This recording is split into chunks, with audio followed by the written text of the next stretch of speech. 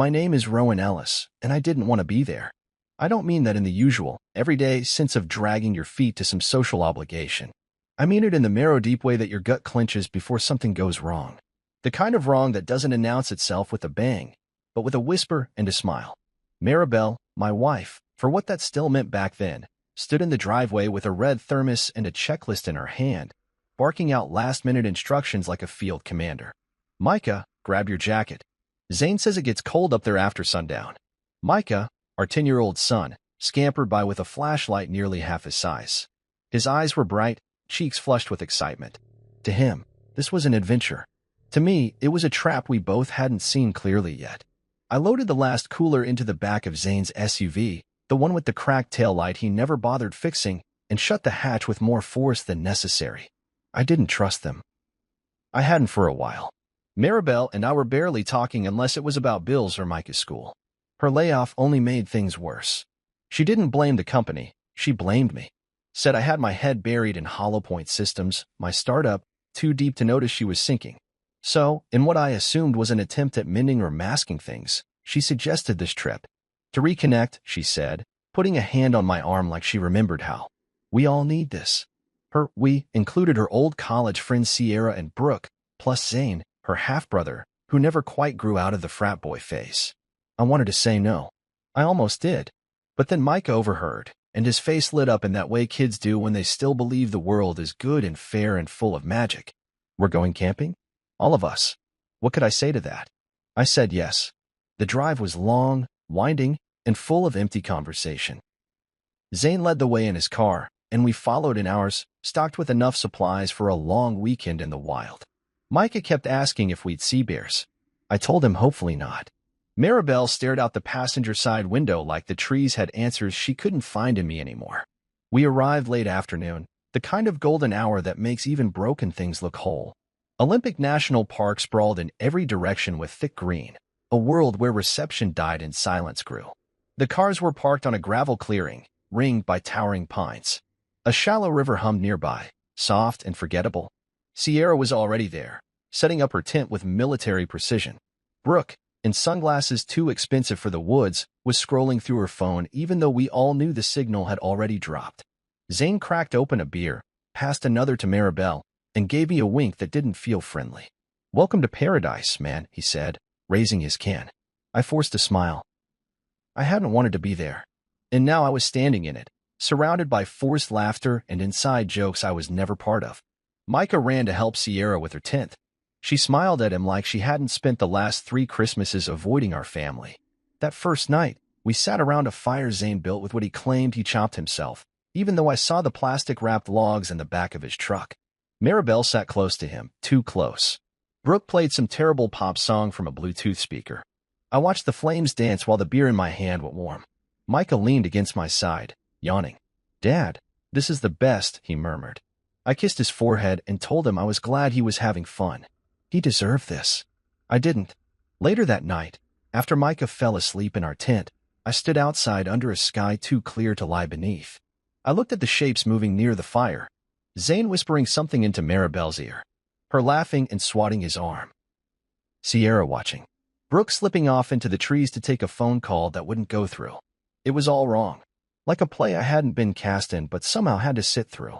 I went to bed with a headache and a knot in my chest. The next morning, over instant coffee and oatmeal packets, Maribel said we should all do our own thing for a bit. Take Micah on one of your little walks, she said, using that tone she reserved for hobbies she didn't respect. There's a short trail by the stream. Won't take more than an hour. I didn't argue. What was the point? Micah was already lacing up his boots. I grabbed my small pack, tucked in a map and a canteen, and we headed out. The trees swallowed us quickly, and for a while, I forgot the tension, forgot the dull throb in my skull. Micah quizzed me about animal tracks and asked if he could build a fort when we got back. I told him we'd see.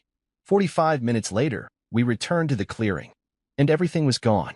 The tents, the cars, the gear, the people, all of it, except for a single note sitting in the middle of the picnic table, held down by a stone.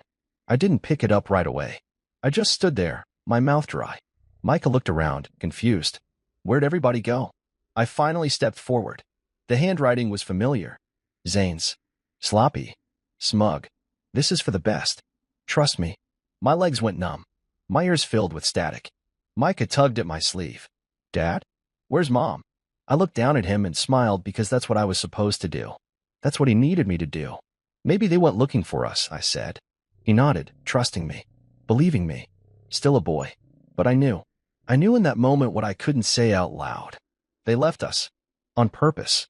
Micah was still chewing on the last of the granola bar when we returned. His little hiking boots stomped against the trail like he was some explorer discovering new land. He kept laughing about a squirrel we'd seen that darted across our path. The sun had shifted slightly, the shadows stretching longer over the clearing. But when we stepped back into the camp, the sound of his laughter died. So did every sound in my head. The tents were gone. Not flattened. Not zipped up and stored. Gone. The cars? Gone. The food, backpacks, sleeping bags, even the fire pit had been covered with dirt. It was like no one had ever been there. Micah froze beside me. Where's everyone? I couldn't answer. My feet refused to move at first.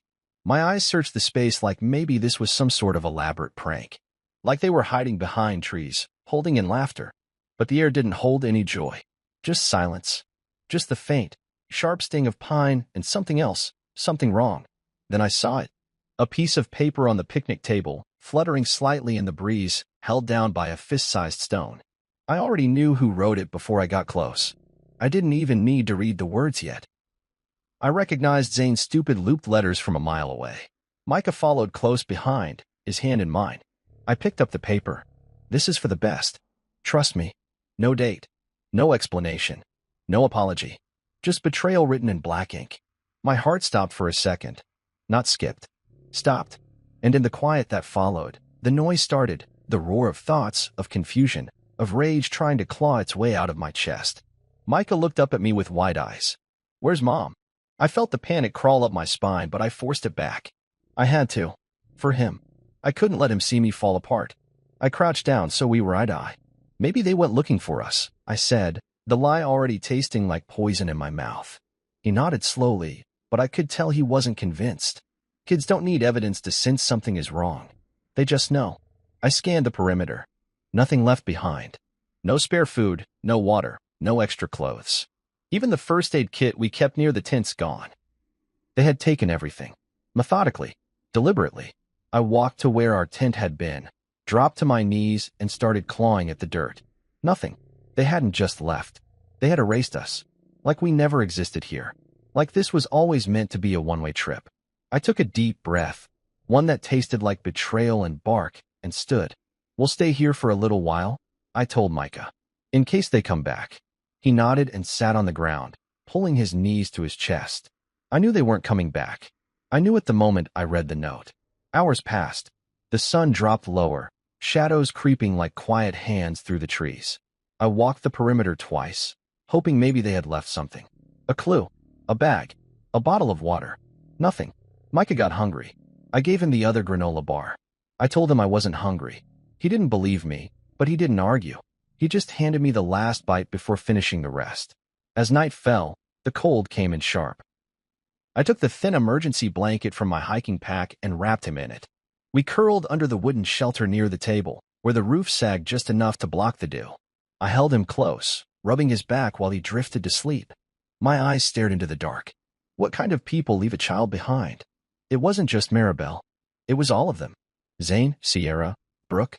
People we'd laughed with, trusted, made memories with. How long had they planned this? Did they talk about it over wine? Whisper about it in group chats I didn't know existed. And why? That question gnawed at me. Was it me? The tension in our marriage? The way I buried myself in work? Did they think I deserved this? That Micah did? I couldn't sleep. Every crack of a branch made my fist clench. Every whisper of wind made me reach for the Swiss Army knife in my back pocket. I didn't cry. I wanted to, but I couldn't afford it.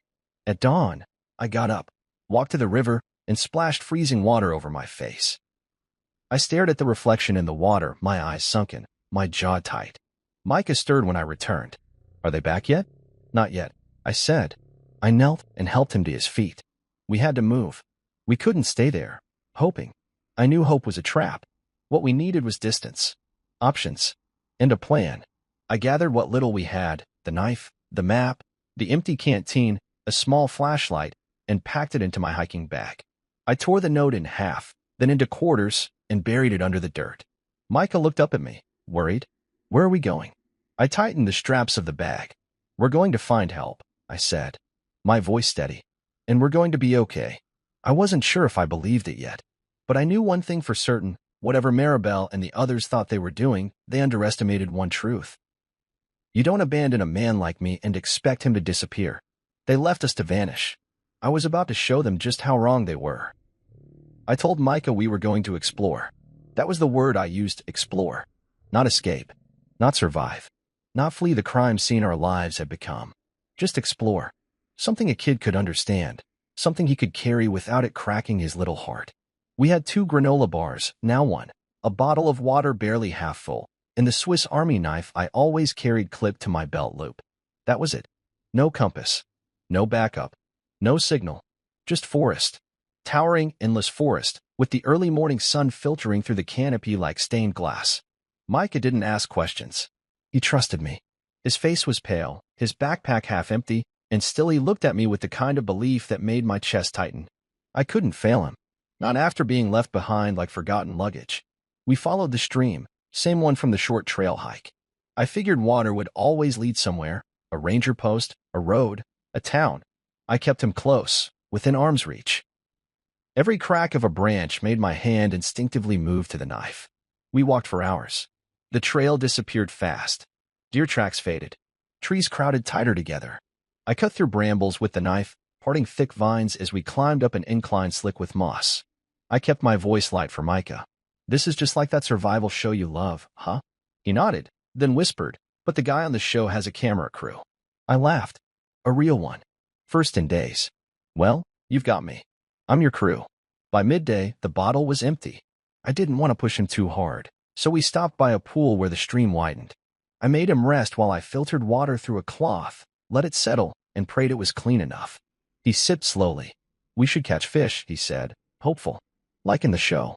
One step at a time, but we kept going. I spotted thimbleberries in a patch of sun. I made sure they weren't bitter nightshade first.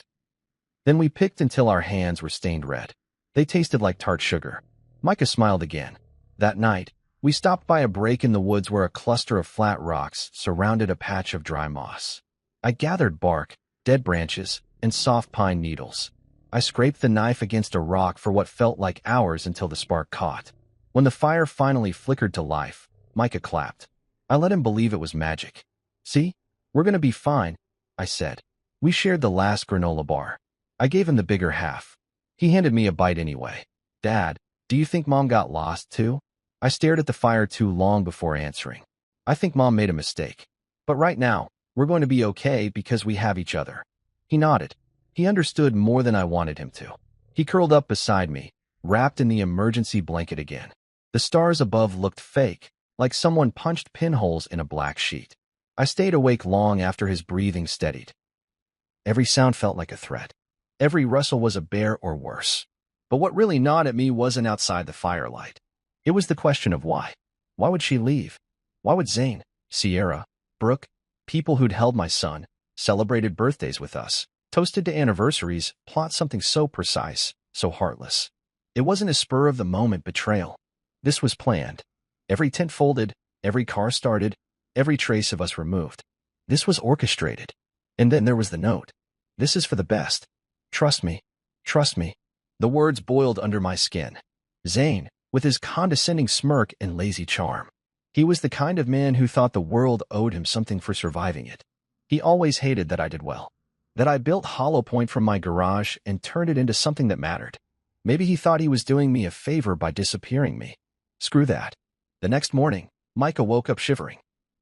I gave him the rest of the berries and a few sips of our filtered water. We moved slowly. His feet were sore, but he didn't complain. I made him a walking stick out of a branch, showed him how to balance on it. "You're a real outdoorsman now," I said. He grinned, proud. We kept near the stream. I figured it had to lead us out eventually. Around noon, we found a patch of wild onions. I dug some out with the knife, rinsed them in the water, and chewed slowly. Sharp. Bitter. But it filled the hollow. Micah spit his out. "Tastes like feet." "That means it's working," I said, laughing. We made camp near a rock wall that night. The wind was louder there, the kind that whistles warnings. I built another fire, smaller this time. I noticed Micah wasn't eating as much. Tired? I asked. He nodded, then lay down early. His eyes closed fast, but I could see the heat rising off his forehead. I pressed my palm to it. Too hot. I dug through the pack and pulled out the small Ziploc of dandelion root I'd gathered earlier, not really expecting to use it. I crushed it, poured water over it, and boiled it in a dinted tin cup. The tea was bitter and dark. I raised his head and helped him sip. You're gonna feel better soon, Micah. I promise. He murmured something in his sleep. A name. Mom. I turned away, blinked back the rage. I stayed up again. Firelight dancing. My hands clenched around the knife. We were going to survive. Not because we were lucky. Not because I had some divine plan. But because I was going to will us through it. Because someone needed to answer for this. Because I needed to walk back into civilization with my son beside me, alive. So they would know exactly who they failed to kill. And what they had unleashed instead. By the third day, I was beginning to understand just how cruel the wild could be. It didn't hate you. It didn't love you. It simply didn't care if you lived or died. And that quiet indifference pressed down on me as I carried Micah through a ravine, his weight lighter than it should have been, his breathing shallow against my neck. He had stopped talking sometime late the night before, his voice barely more than a whisper even when he tried. His skin was burning up. We had been surviving on thimbleberries, wild onions, and stream water boiled over shallow fires. I'd even managed to catch a frog once, roasting it on a stick for protein. But it wasn't enough. Micah was small for his age, and this was taking a toll. I told myself it was just fatigue, just hunger. But when he started mumbling in his sleep, feverish and incoherent, I knew it was more than that. We reached a patch of flat ground, and I laid him down gently in a bed of ferns. His face was flushed, beads of sweat forming along his hairline despite the cool mountain air. He shivered, then curled up like he was trying to disappear into himself. I sat beside him, hands trembling, and rummaged through our pack. Nothing helpful. No medicine. No antiseptic. No gauze. I only had what nature could offer, and that terrified me. I remembered an old survival guide I read years ago. Dandelion root could help reduce fever. I had gathered some days earlier and used it sparingly. I chewed a bit now, swallowing the bitterness, then crushed the rest into a tin cup with stream water and set it over a fire I coaxed from damp bark and dry grass. The smoke curled up slowly, lazily, like it had all the time in the world. Micah stirred and called out, barely audible, "Mom." The word was like a knife. I wanted to rage, to scream her name into the trees, to ask how she could do this, how she could leave her own child behind without a second thought. But I didn't. I couldn't afford that luxury. He needed calm. He needed strength. He needed me. I helped him sip the tea when it cooled, holding the cup steady as his hands trembled. He coughed once, then closed his eyes again. His breathing slowed, and for a moment I thought he was slipping further away. I grabbed his hand. It was too hot. "You're okay, Micah," I whispered, trying to make myself believe it. "You're strong, just like your mom used to say." I hated that I said it, but he needed something familiar to hold on to. He didn't respond, just lay there, curled up beneath the ferns, his face a picture of fragile sleep. I sat beside him all night. I didn't doze. I didn't blink for long. I just watched him breathe. Every time his chest moved, a tiny weight lifted. Every time it paused, I leaned in with terror clenching my heart. I prayed, not the kind of prayer you say in church, all memorized and clean. No, this was raw, ugly, wordless, a bargain with whatever force might be listening. I hadn't spoken to God in years. But that night, I begged. I promised. I swore if Micah made it, I would become the man he deserved. And I swore I would make the people who did this pay. By morning, the fever hadn't broken, but it hadn't gotten worse. That, in this twisted new war. Micah opened his eyes mid-morning. They were glassy, but he focused. "Water," he croaked. I gave him what I had. He drank slowly. "Are we still exploring?" he asked. It almost broke me. I nodded. "Yeah, buddy. Still exploring. Just taking a little rest." He nodded and closed his eyes again. I could tell he wanted to believe me, and maybe he did. Kids have to. That's how they survive the hard parts of the world. I cleaned him up as best I could, wiped his forehead with the edge of my shirt, now damp from stream water. I even tried to make a little shade tint with branches and my jacket. That day moved slowly. The fire kept dying. The wind picked up. I stayed close to Micah, gathering more berries, rationing water. By late afternoon, his fever finally began to drop. He was sweating less, his skin cooler. I didn't cheer. I just exhaled. I leaned back against a tree, the bark rough against my back, and for the first time in days, I allowed myself to cry. Not loud. Not for long. Just enough to let the weight shift slightly off my chest. Silent tears for a man who had lost everything but the one thing that still made him human. I didn't sleep that night either, but I did close my eyes for a while, just listening to him breathe. And sometime before dawn, I felt it. Something inside me had changed. It wasn't rage. I'd had that already. It wasn't grief. That too had come and gone in waves. No, this was colder, heavier, like steel. I would get us out. And when I did, I wasn't going to simply call the police. I wasn't going to scream at them or plead for justice. I was going to dismantle their lives. Piece by piece. They didn't just abandon me. They abandoned Micah. Chapter.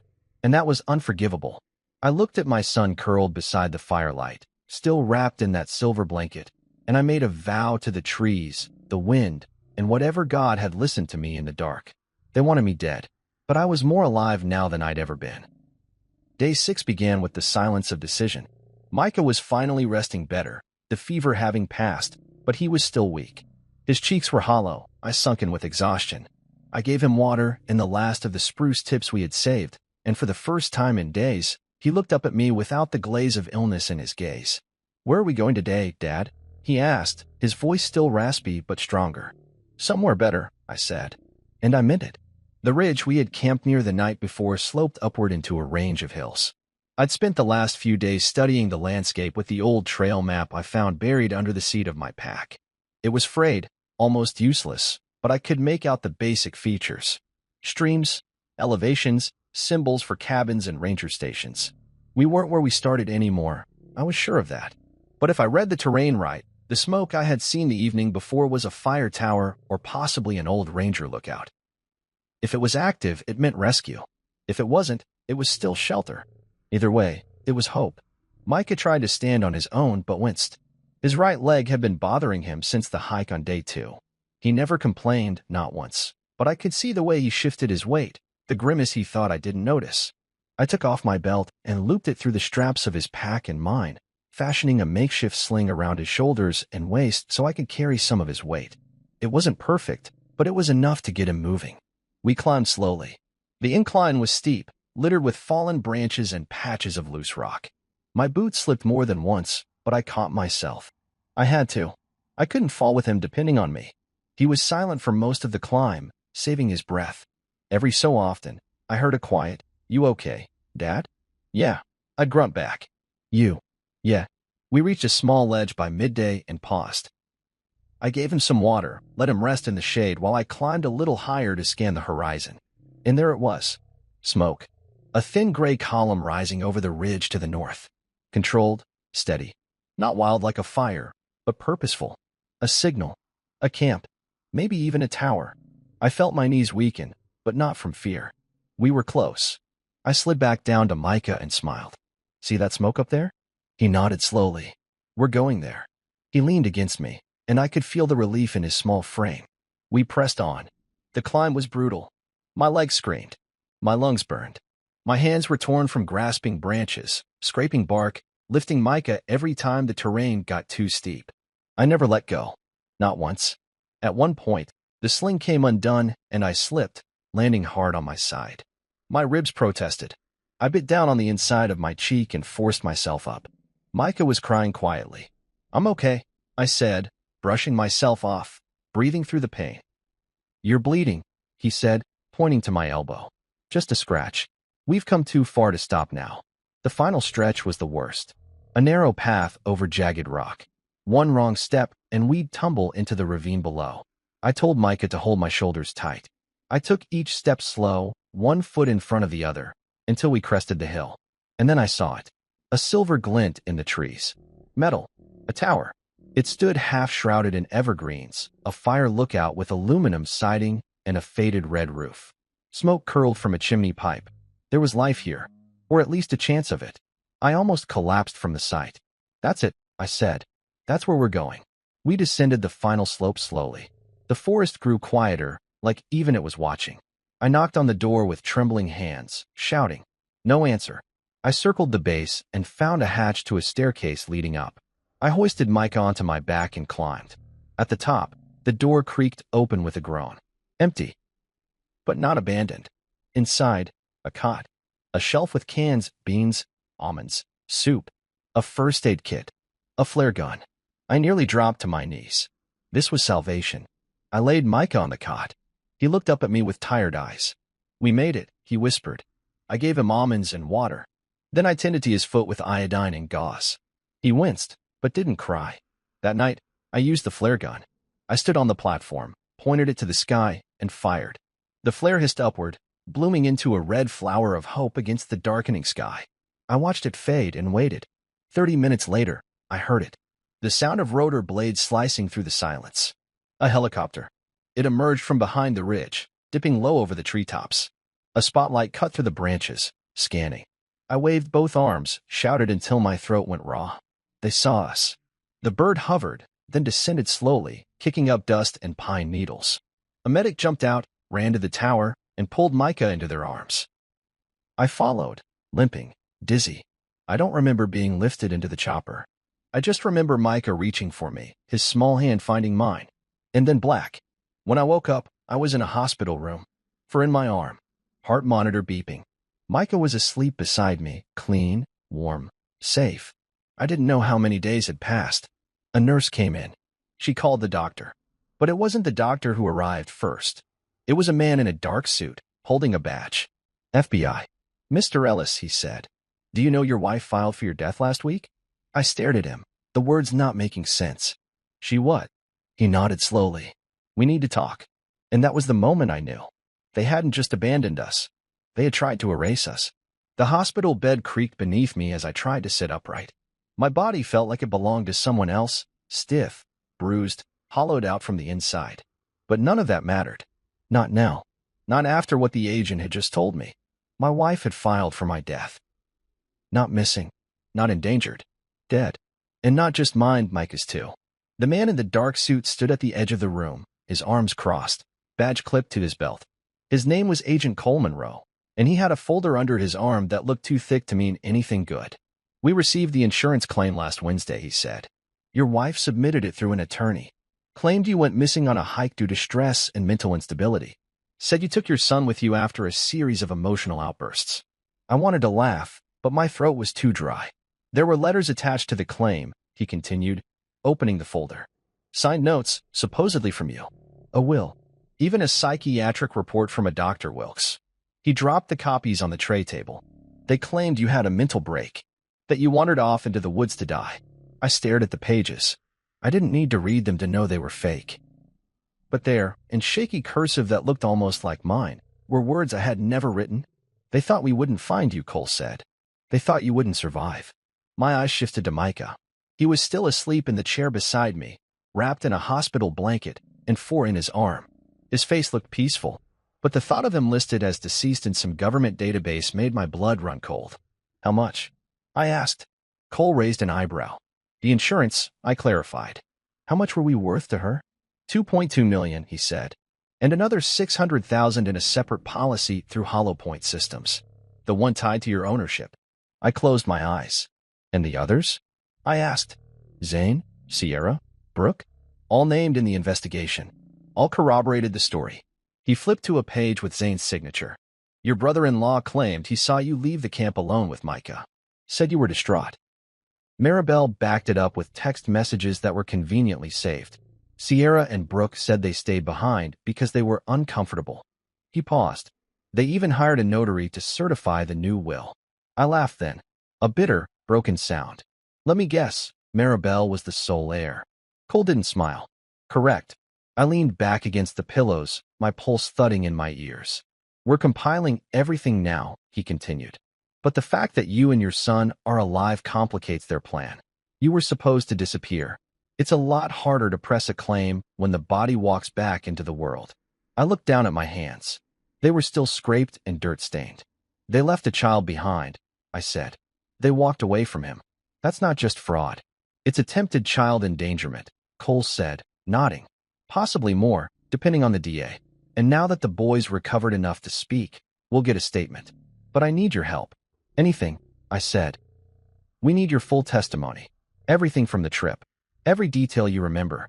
We'll pair it with the GPS data from the helicopter and the medical evaluations.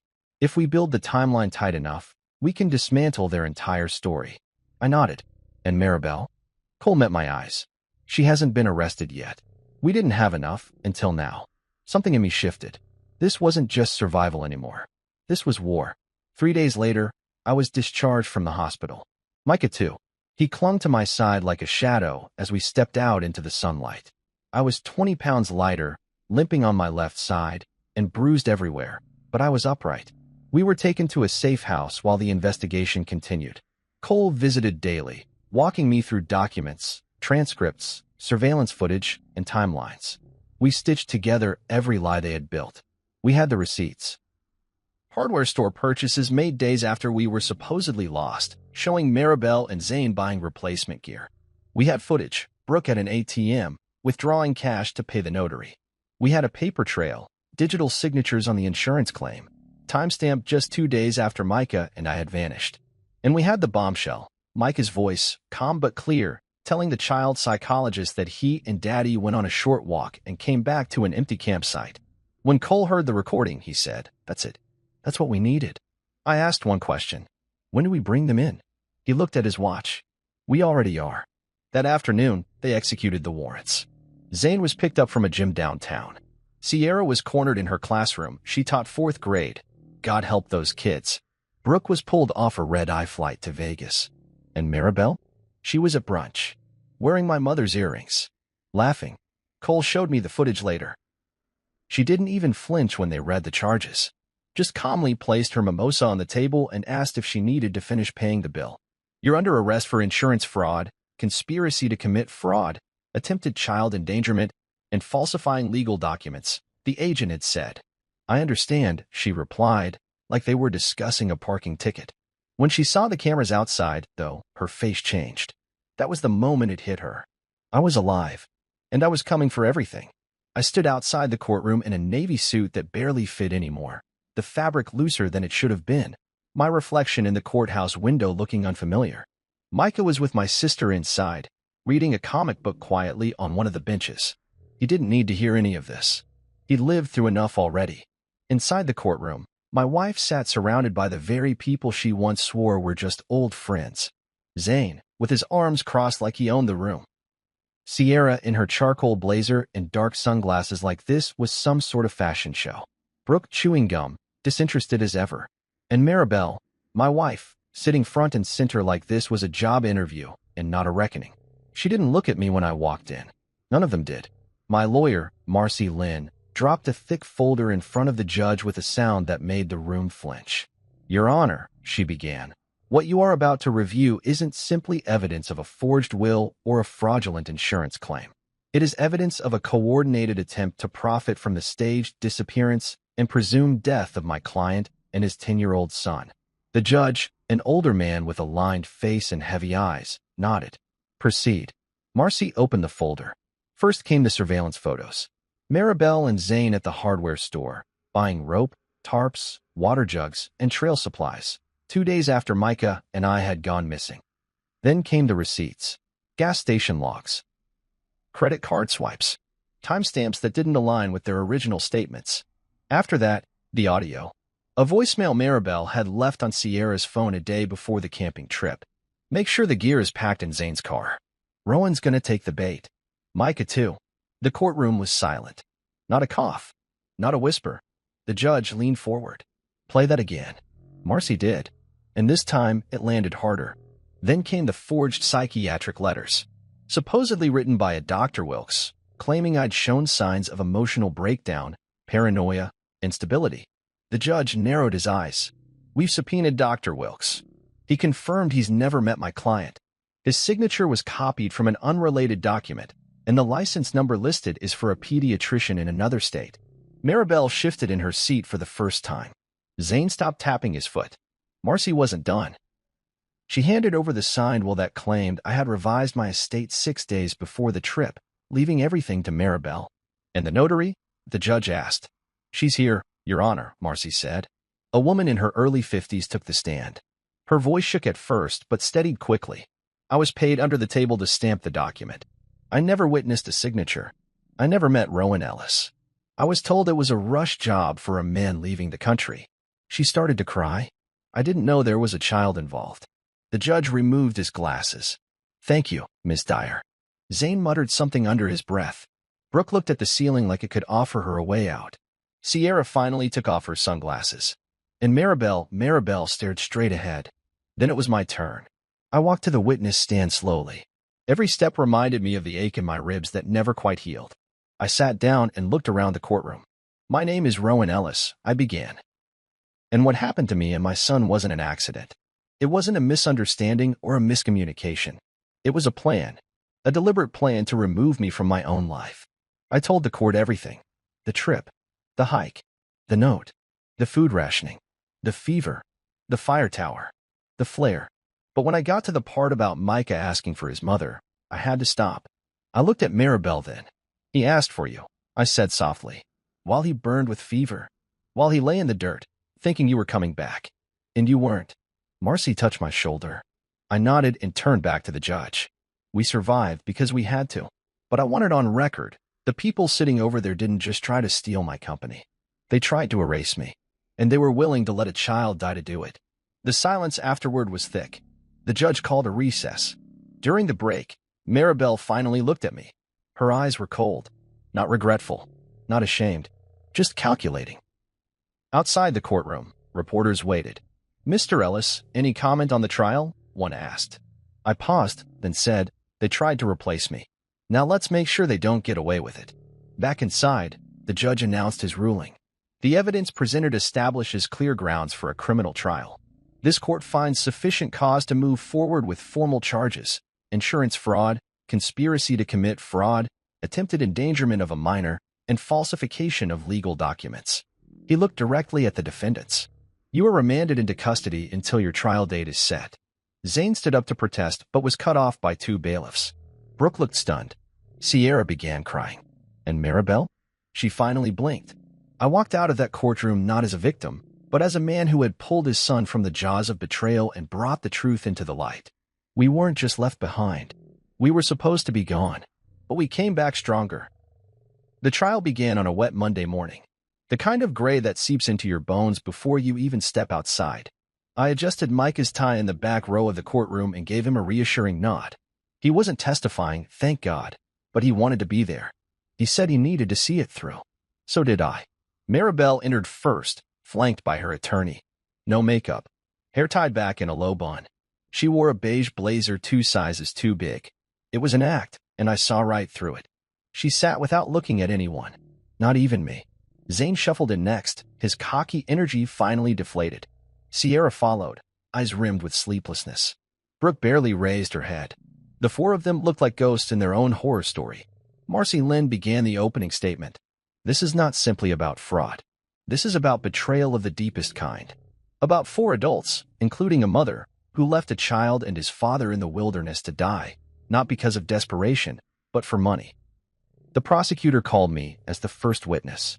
Again, I retold the story, this time not just. One juror, a woman in a green blouse, wiped a tear from her cheek when I described carrying Micah up the ridge. Another nodded silently when I talked about boiling stream water, when I described the flare arcing into the sky. Then came the evidence. Email threads between Sierra and Brooke. "Brooke, is it done yet?" Sierra, "He won't last 10 days out there. Not with a kid." Laughter emojis. Then text from Zane to Maribel. "Zane, we'll file Monday. The sooner the better." Maribel, "Use the second draft of the psych letter. The one with the family history section." That text hit the jury like a slap. When the notary took the stand again, she detailed how Sierra arranged the meeting at a diner and paid her $2,000 in cash. They said it was urgent, that Rowan was leaving the country and didn't trust banks. Maribel's attorney tried to paint her as a manipulated woman, caught up in something orchestrated by her reckless brother and pressured friends. But then the prosecutor pulled out the real card. A video. Security footage from 3 days before the trip. Maribel alone. At a bank.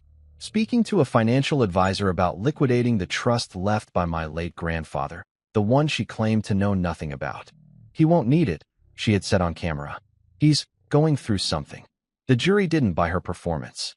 Not after that. Zane's attorney attempted damage control, claiming his client believed I was suicidal and had simply panicked. The jury was then shown a clip from Zane's podcast, a cringeworthy episode where he joked about camping and letting nature take care of things. Don't leave your brother-in-law in the woods unless you're ready to cash out, he'd said. The room froze. Sierra and Brooke didn't even try to defend themselves. Their lawyers went for plea bargains mid-trial, hoping to avoid full sentences. Too late. The damage was done. When the time came for closing arguments, Marcy stood tall. They didn't just try to steal money. They tried to erase a man. And worse, they tried to erase a child's future. They gambled that no one would come looking, that the wilderness would do the work for them. But the wilderness didn't. Rowan Ellis came back. The jury deliberated for less than 4 hours. The verdicts: Maribel, guilty on all counts. Zane, guilty. Sierra, guilty. Brooke, guilty. I held Micah's hand in the front row as the judge delivered sentencing. This court has never seen such a blatant, calculated abuse of trust. For the attempted endangerment of a minor, insurance fraud, conspiracy to commit fraud, and the falsification of federal documents, the following sentences are imposed. Maribel, 15 years, eligible for parole after 10. Zane, 12 years. Sierra and Brooke, 10 years each. As they were led away, handcuffed and silent, the courtroom buzzed with whispers. Outside, reporters swarmed. A microphone was thrust in my face. Mr. Ellis, how do you feel? What do you want the public to know? I looked down at Micah. 10 days in the woods taught me who my real family is, I said. And it's not defined by blood. It's defined by who shows up, who stays, who fights. I didn't answer any more questions. I just took Micah's hand and walked away. We weren't victims anymore. We were survivors. And no one would ever erase us again. 10 days. That's how long Micah and I had spent in the wilderness. 10 days surviving on scraps and instinct, on the invisible thread between father and son. 10 days being erased. And now it had taken 10 hours to sentence them. 10 days of pain for 10 years behind bars. The headlines rolled in fast. Mother sentenced in fraud plot against husband and son. Ellis family betrayal uncovered in wilderness survival case. Software CEO survives murder plot, leads to convictions of 4. Every variation, every photo, every quote. I read none of it. I didn't need to. I was living the story every day. The house we moved into wasn't large, but it was ours. A 2-bedroom home near the coast, a small front porch, and a yard where Micah could finally be a child again. I painted his room in sky blue. Let him pick the bedding himself. Dinosaurs, of course. A creature that had once ruled the earth but still managed to disappear. Micah got a dog. A shaggy brown rescue he named Comet. They became instant friends. The kind of bond only a boy and a dog can understand. Comet followed him everywhere. Even waited outside the bathroom door. Hollow Point Systems was still mine. Maribel had tried to claim ownership, but the courts threw that out before it even made it past preliminary motions. Her forged documents, her falsified stake gone. I resumed operations quietly, no outside investors, just a skeleton crew of people who had always believed in the core product. We didn't make headlines. We didn't need to. Every line of code I wrote now felt like rebuilding a bone that had once been shattered. Micah was doing better. He smiled more, laughed more, went to bed without asking if someone was going to take him again. But every now and then, I caught him staring off, holding the old hiking compass I gave him, the one we used to follow the stream. He still carried it in his pocket sometimes, like a talisman. One night, we sat on the back porch after dinner. I grilled chicken. He helped slice cucumbers.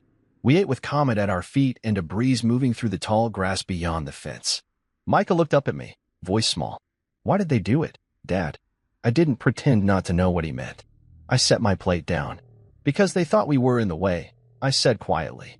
Because they believed their lives would be easier without us. He nodded like he'd already guessed that. But we weren't in the way, he said, more firmly now. I looked at him, at his firm little jaw, and the fierce glint in his eye, and I saw the man he might become someday. A man who knew how to stand when everyone else expected him to fall. No, I said. We weren't. The silence after that was full of peace. Later that week, we drove into town to visit my sister. Micah wore his favorite hoodie, the one with a stitched compass on the sleeve. We stopped at a small bookstore on the way, and he wandered to the back where they kept old field guides. When I joined him, he held up a worn copy of a wilderness survival manual. "So next time," he said, grinning, "you don't have to guess." I laughed, tousled his hair. "There better not be a next time," I said. "Yeah," he said, "but if there is, I'll be ready." He would be. More than I ever was. At night, I sometimes lay awake staring at the ceiling. I didn't dream about the forest. Not anymore. But I remembered it. The cold.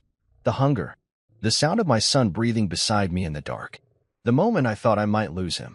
And the moment I knew I never would. People asked me if I was going to change my name. If I was going to disappear and rebuild somewhere else. But I didn't want to disappear. I wanted to live. Openly. Fully. On my terms. The justice system had done its part. But healing? That was on us. And we were doing it. One breakfast. One walk with Comet. One line of code. One smile. The past was always there, sure. But so was the future. And we were writing it ourselves now. Micah started drawing again. He showed me a picture one evening while I was working in the garage. It was of a man and a boy on a hill, a fire behind them and stars above. "That's us," he said. "What's the fire mean?" I asked. He thought about it. "It means we didn't go out." I smiled, throat tight. "No, we didn't. And we never would." The courthouse felt colder than it had during the pretrial. Maybe it was the weather, or maybe it was the fact that this time, we weren't just making accusations. This time, we were sealing fates. The trial had ended. The sentencing was done. But what followed was a stretch of 10 days that felt like walking through a museum of everything we'd survived. Each day brought a new news article, a new message request, a new apology from someone who had once doubted me. People I hadn't heard from in years reached out. High school classmates. Former coworkers. A cousin who once told me I was boring. They said things like, "We always knew you were strong," or, "I can't believe they did that to you." But none of them were there when Micah cried himself to sleep on a bed of moss. None of them were there when I cut my hand open splitting kindling with a pocket knife that was too dull, too small. None of them sat by the fire we built out of desperation and listened to the forest breathe like it was deciding whether we deserved to survive. 10 days. That was how long we had lasted in the wild. 10 days of eating wild roots, of sucking dew off leaves when our water ran out.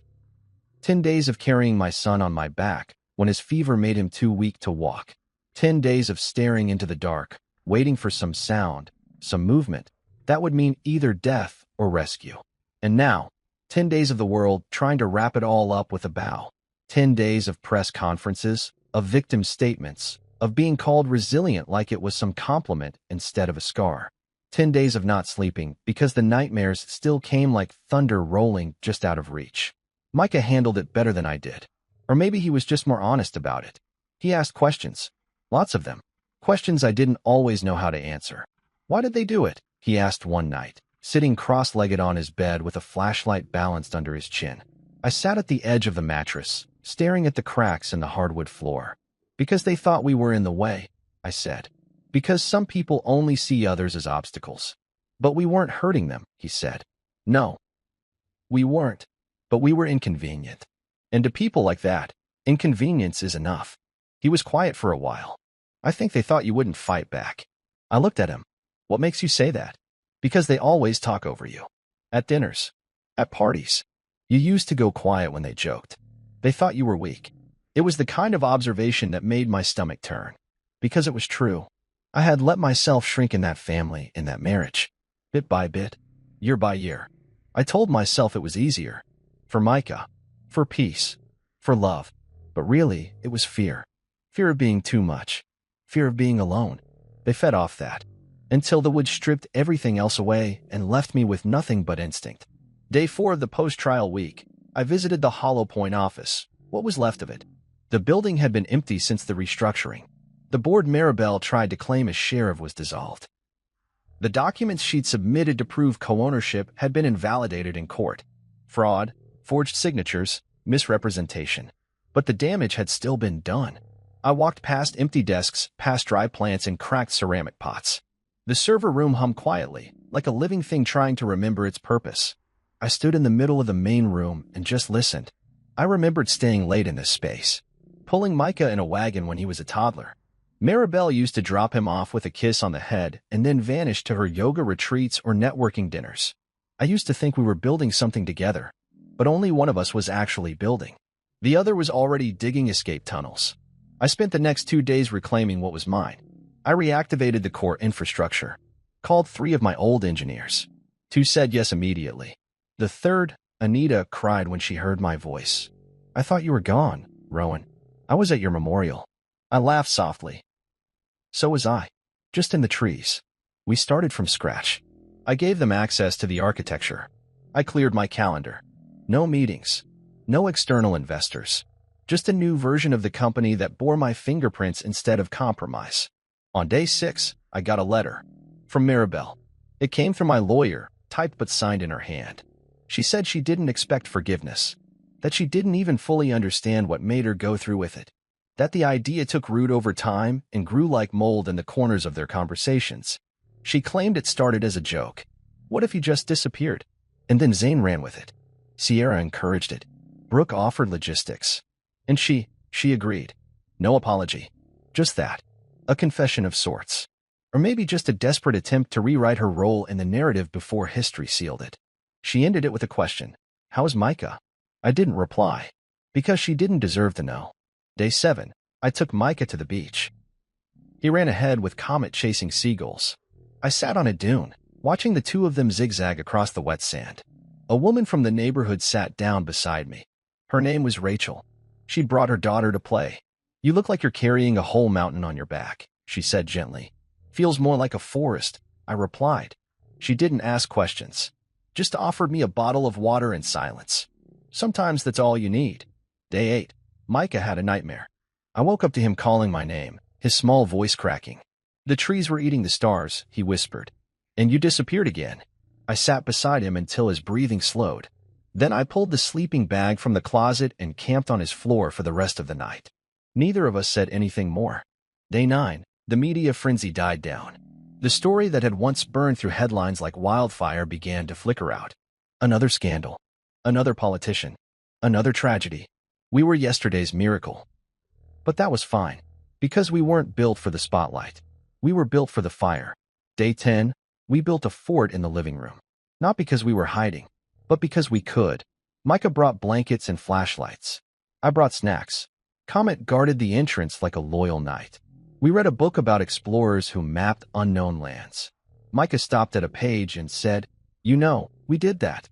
Did what? Survived. Like them. Only no one drew our map. We made it up. I looked at him.